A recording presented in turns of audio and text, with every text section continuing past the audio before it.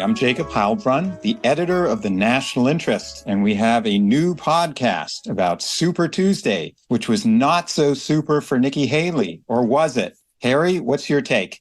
Look, Jacob, I think it's very clear that Nikki Haley was always going to drop out. I don't think there was any question of that whatsoever. It was just a question of when. And I think it was always a question, going back 3, 4, 5 months ago, that it was very clear that it was only going to be Donald Trump as the nominee. That was the only way this was ever going to go. And that's just a function of Donald Trump bringing in, tens of millions of populist voters into the GOP that were never part of the GOP. He has remade this party into his MAGA image. And I don't think there's any questioning of that. I think Nikki Haley was always going to lose. She was always a long shot candidate. And I think she's made a critical mistake here, Jacob. And I want to point this out. Nikki Haley should have dropped out after the New Hampshire primary. She should have endorsed Donald Trump, and then she probably would have become his vice presidential pick, knowing that Donald Trump needs to try and get as many of these on the fence, never Trumpers, or people who don't like Trump in the GOP, more of the Liz Cheney, 2012 Mitt Romney types, to try to get them to come home, if you will, lock her down. And then Nikki Haley, when Donald Trump was off the scene, she could do whatever she wanted, basically. That would have been a better strategy if you're trying to co-opt MAGA.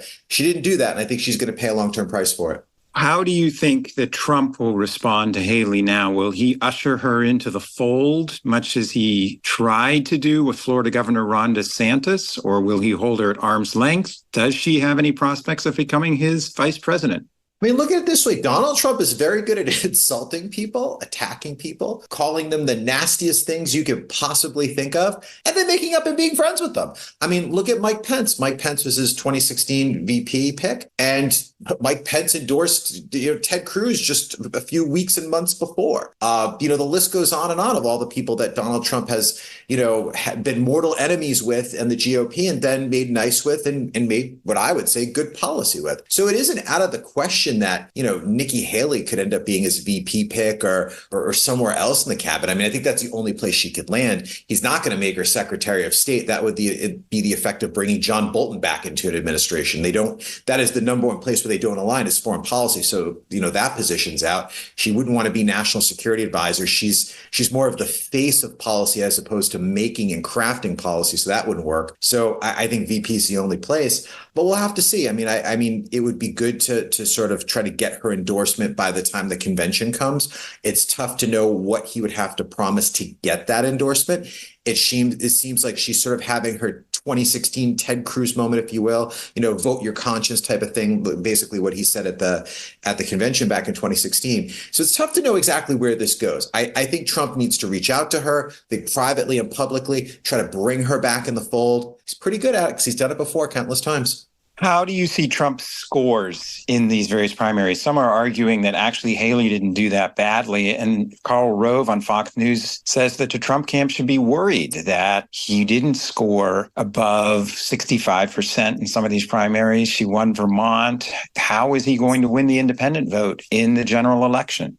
Simple. If Donald Trump called me today, Jacob, and asked me for advice, this is what I tell him to do. Think about why you lost, Mr. President. And he'd probably start yelling at me, and that's fine. But once he gets past that, I'd say to him, look, you lost because you did not get something like 45,000 votes in 3 swing states. So if I'm Donald Trump, my strategy is simple. I camp out in those swing states. I go round and round to Michigan, to North Carolina, to Virginia. I try to put that back in play. I make sure I lock down Georgia. I would crisscross those states relentlessly. I'd spend all my money there because Pennsylvania, that's where this is going to come down to who's going to win the election.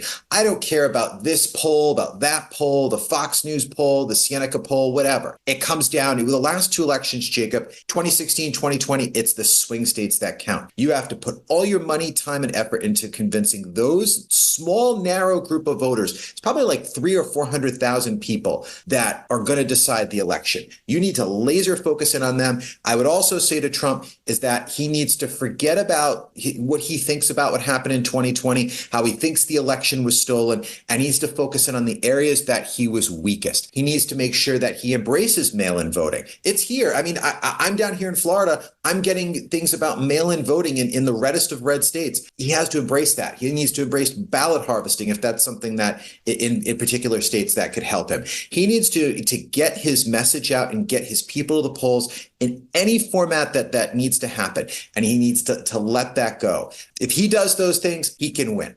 Harry, with Joe Biden preparing for his State of the Union this Thursday night, the battle between Donald Trump and Joe Biden will soon be joined. And we will be back, I assure you, with a fresh edition of In the National Interest with our executive editor, Harry J. Kazianis. Thank you, Harry.